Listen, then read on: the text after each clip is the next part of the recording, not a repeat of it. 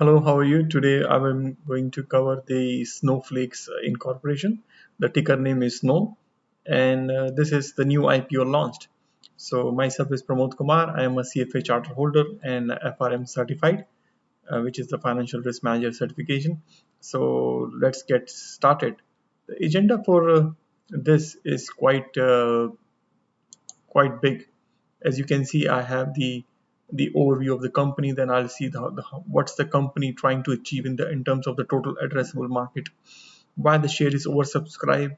This is just a one, not the one slide, but pretty much all the subsequent the slides will try to answer that, whether the company has any value or not value. Because in our uh, videos, whichever video I'll make, mostly we try to see from the long-term perspective, right, and to avoid the market noise. So therefore, I'll look into the key metrics, the income statement which I get from the sec.gov, and try to see what the income statement is telling to us. Then also see some patents, if the company has any patents, what are the risk drivers. We can see, although there are many I can find in the sec.gov, but I'll just try to put some few points here. Try to find the company relative value in comparison with Amazon and Microsoft, and we'll see the management as well, because management for the new company is very important for its growth, right? So without further delay, let's get started. Okay, so as we can see from the company's prospectus, which they submit, we can I can find on SEC.gov. They say the company is basically is incorporated in Delaware in July 2012 under the name of Snowflake Computing, right? And recently the company changed the name, right? Now it's no more. They cancel the computing and just have the Snowflake Incorporated. So this is the company address, the website is fine, the logo. Uh, okay. So what's companies trying to achieve? Basically, that's what they pitch in their prospectus. So this total addressable market area, right? So they're majorly into the business to business and into the cloud platform. And we know from the major player of the cloud is Amazon and which their AWS, right? The Google is also there.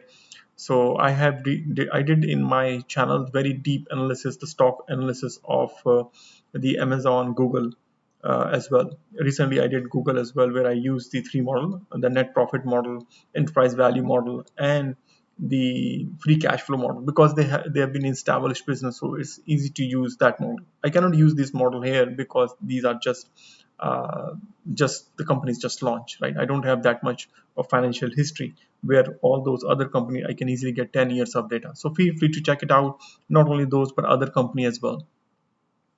So in the cloud business, they, as by coming back to the Snow, the ticker name, right? The 81 billion, right? As what the company, basically the Snowflake, is estimating as per January 31st to 2020. And according to the IDC, the market for analytics, data management integrations, and the tool, the combine as well, is $56 billion, right? That's a lot of um, uh, the value there, right? And 84 billion at the end of 2023. So after 3 years, the market value will go from uh, this tool and other business analytics from 56 to 84, right? So that's pretty much the total addressable market area, right? So keep this number in mind, 81 billion, right? Because I'm going to refer this number in the future slide. Okay, so if I see from the why the share is oversubscribed, let's see what they offer first in first place, right? So as you can see easily, that the offering was of 28 million shares, right? And there are some common A, 4.2 million. The initial, when they launched the share, the price was only $120 per shares, right? The initial public offering price, so 120. And in their prospectus, they have very clearly mentioned that, as you can see, the Berkshire Hathaway Inc., which is a very, very big value investor, will purchase 2 point over 2 million shares, right? Which and not only that, right? In addition, the Berkshire Hathaway has agreed to purchase the over 4 million share as well, which is a quite a surprise, honestly. If I just like to on myself, right, which is a quite a big surprise, because first of all, whoever follows the value investment, for example, I did quite a video on I follow the value investment, and for example, Manish Pabrai, who follows him, or right, so, or the value, Warren Buffett, he always said that he never invested in the technology stocks. So that's why if you review his portfolio, and when I reviewed his portfolio a few days ago, few actually a month ago or two, so we see there is a no, not even a single the technology stock at that time in his portfolio, right? And now he's his company suddenly go and jumping and buying these shares. So that's a pretty big signal for the market that this company is pretty much lower value. And now if you see the share price goes to almost 300 and then come down to 245, right? It went up. So I don't care about the fluctuation in the market, because I mostly care on the value and the fundamentals. So right now the share is trading at 245. So immediately he makes a lot of money, right? If you multiply this 120 by these many shares, and now the share price goes pretty much double of its value, so he made pretty much double his income as well. So that's a very key aspect. So let's see what other factors there's. For sure, the Warren Buffett is a big name behind the scene. And let's see in the subsequent slides why we think it's okay. So let me put myself away. So okay, another big factor we can see from this key business metric is, so this is from their financial statement, which they have submitted to.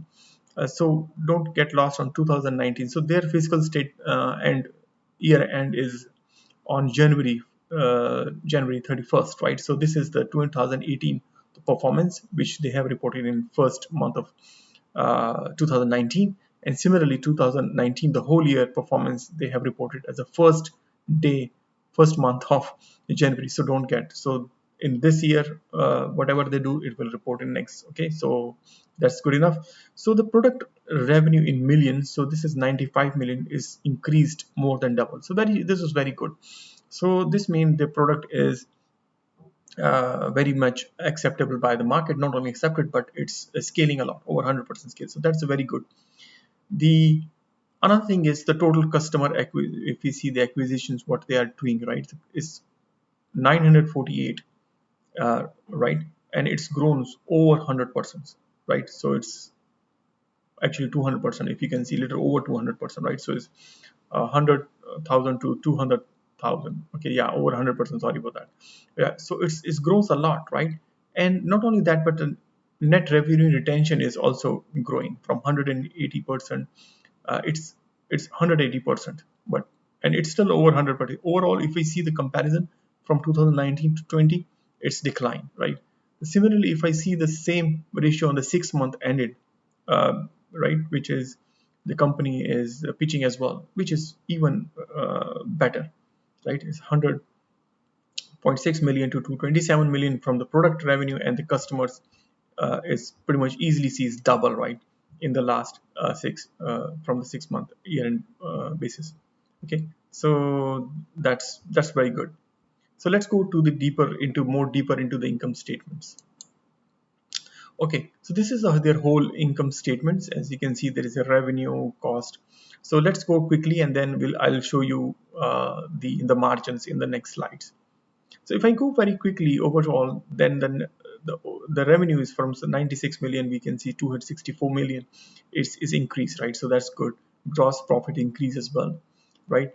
But if you see the bottom line, it's reduced, right? The loss is 178 million and 348. Although the revenue increased a lot, but still the losses increase. One of the main factors I'll go more deeper into is the sales and marketing, which is a huge, and the research and development. Let's see this number into action now, right? So rather than in this one. Okay, so this is the chart I just put this number into the Excel, and then this is my the dollar value, right, which you can see now. It's clearly able to see in terms of the percentage, right? the the from the revenue perspective to the cost, their cost is 58.4% in 2019, right, or the 2018, which is reported in January 19, right? So don't get it. And the gross profit is 46% only. But look at here, they increase the revenue, so this means the margin of scale, right, is pretty good. The cost is declining, right? 10%, that's very good. And the gross profit is increased 10%. So 1 to 1, right? 10% law, right? So that's pretty good. So this means if the company is doing increasing the more and more revenue, the cost will decline, right? And what it impact? It impact the gross profit, which is over 50%, which is very, very good. Let's see some other the metrics, right? This is the one I like to talk with you. So, so the matrix is the revenue growth from 19 to 20, right? Or we is 170, almost 174%, which is amazing, honestly. Right now, in the that's the buzz basically, because the I did the very deep analysis of the Google, Apple, and so on. The company, you can just search on my channel the stock valuation. You can see on the valuation. I did the 10-year the history and do the plotting. The revenue growth of, even on the analysis side, at least I'm showing the revenue growth there, right, on those stocks videos as well. But never I see such a phenomenal growth. So I think that's one of the main factors our investors like about this company, that this is the phenomenal growth. The second thing is what we can easily see that the company is heavy pitching into the sales and marketing. The 2019, the budget was 130% of the revenue, right, which is more than what they're bringing. And in 2020 is almost 100%. Maybe one of the reason is they want to get their name out and preparing for the IPO, which is pretty normal, right? One thing I really don't like about the company is, and I put in the red, that's why here is, in this general administration expenses is huge, right? It's 41% almost in 2020, and is in comparison in percentage of the revenue, right? This is all in percentage of revenue, almost 38, 37 point, sorry, 37.3% in 19, which is way high, right? What the hell the company is doing? Are they paying that much of expenditures? Yeah, so this need to be controlled. I don't like about this. So that's one red flag. The second thing is, another thing I don't like is the research budget, right? With the company need to invest a lot. That's what my perspective, because the new company, they need to set up the standard, should be investing in more into patents, research and all. 19 was very good. 71% of the revenue was going to that. But look at it in 2020, it cut, right? Only 40%. It's still a lot. I'm not saying it's less, but still they cut a lot. But still is, yeah, 40% going, so it's not bad. Okay. But I just like to highlight here that it's been cut, the budget. So that's on this side. Let's continue our analysis. So I just request, if you like this video so far, and you're new to the channel, please do check out some other stock valuation and give a subscribe to the channel, and please give the thumbs up, so which will give message to the Google algorithm that you like this video, and it will promote more and more people will get benefit out of it. Okay, the next thing is patents. I do like to see the patents from the new company, right? So more patent is should be good, but I'm very surprised, honestly. You can see here the development technology section is pretty blank, and the patent is blank here. They have some developed technology which they developed in 2019, and they are reporting in 20 year-end statements, but this is from the acquisitions, if I am not cut it out. During the last 6 months, July 2020, earned the company 6.2. This is acquired. You see, the company acquired 6.2 millions of the patents. So pretty much the company has no innovation itself built itself. So which is irony. I can, yeah, this is one of the risks I can see honestly here as well. So if we touch as a risk, let's go and see some more risk. Okay, so on the risk side is, as you can see here, the company, the company market value reached the total addressable market, right? If you remember, I show it to you, right, that the total addressable market the company is projecting is 81 million, right? And if you go to the Yahoo Finance, and right now, based on the share, this is the company market value. Maybe. Okay, let's see on the risk side. On the risk side, there are a couple of general risks, but I like to highlight these risks. Okay, so as we know that they need to compete with a large and well-established public cloud player like AWS and Microsoft, which is from Amazon, and from Microsoft Azure, right? They're already been there for a long time and it's been established. So that they have a very big competitors, honestly, who has very deep pockets. So that's one thing. And the company infrastructure depend upon AWS and Azure. So I'm not sure what kind of a working they are doing. So I did a snippet from their the submission of SEC. In that they clearly mention if the availability of our platform does not meet our service level commitment to our customers, our current and future revenue will be negative impacted, right? So, and they say we rely, you see the word rely on the public cloud service such as AWS, Azure, and so on, right? Any availability interruptions in the public cloud result is not meeting. And if the company is having such a big large scale, for sure this company uh, and also have they don't have any kind of a, they should have a strong service agreement and all, right?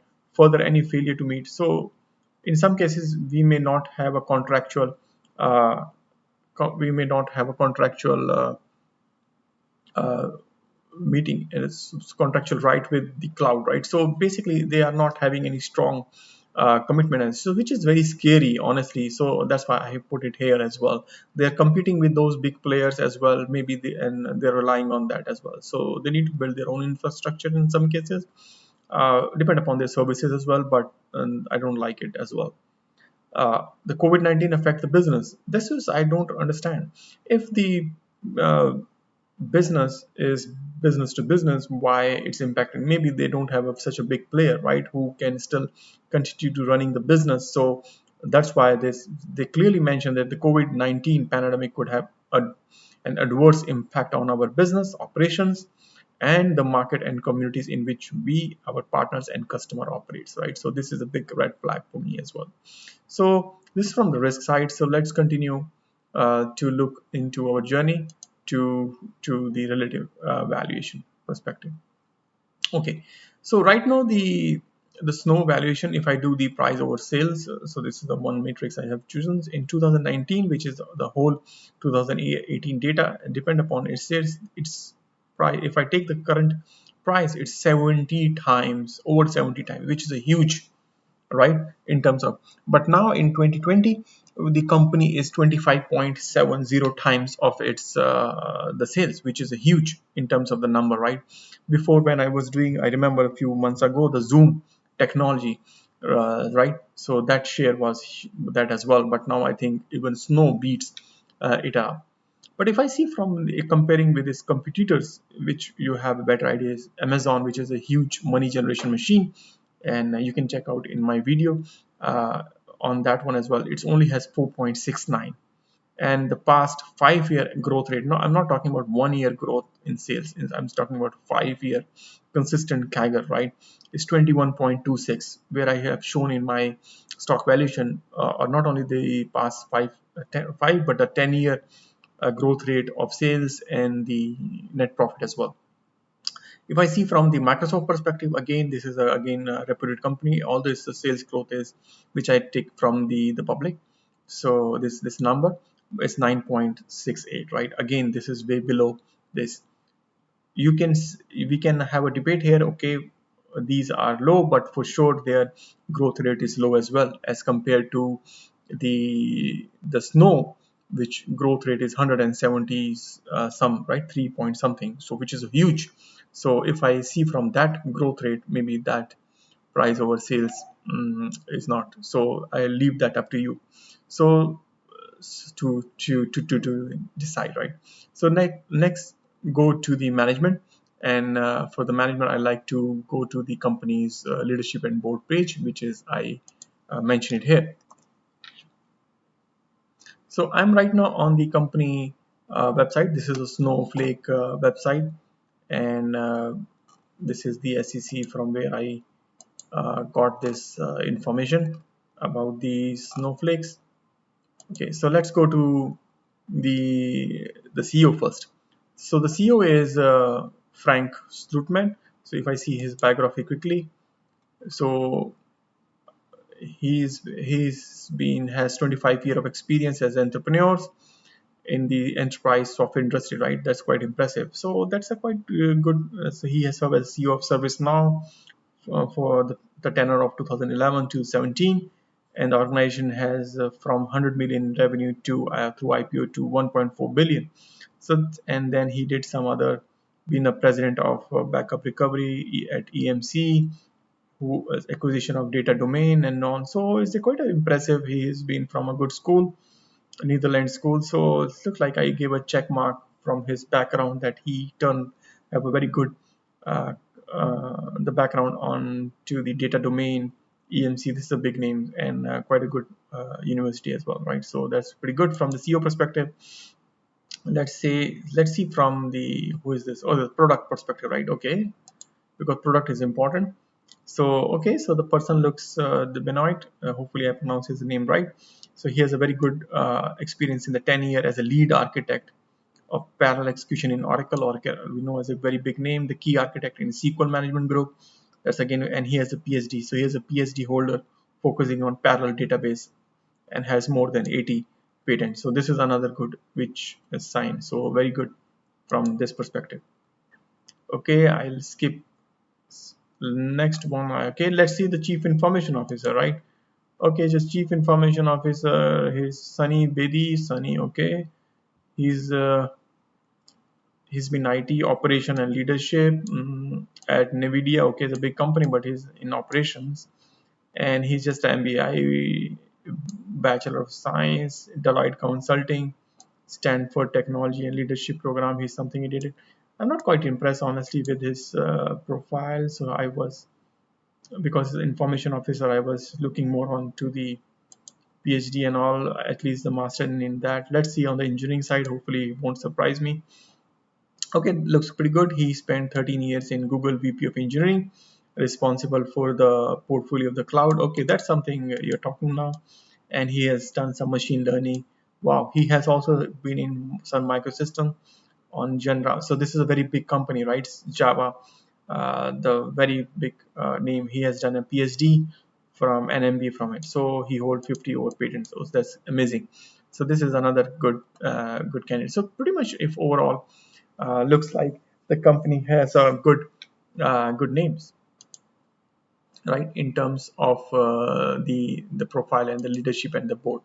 Yeah, so this is the company website as well. Feel free to check it out. I don't bother. I usually go always to uh, the company financial, so I don't get distracted, right? So pretty much that's on this. So myself, Pramod Kumar, I'm a CFA charter holder and financial risk manager certified. So I just request three things from you. Subscribe to the channel if you're new. Feel free to check it out. Please, put the comments. Do you like to still go and buy this stock, or do you like to hold and hide? Uh, please give a thumbs up. I really appreciate it. It really motivates me the more you thumbs up and comments and subscribe to make these videos, like this kind of videos. Okay, so see you soon in the next video, and bye for now.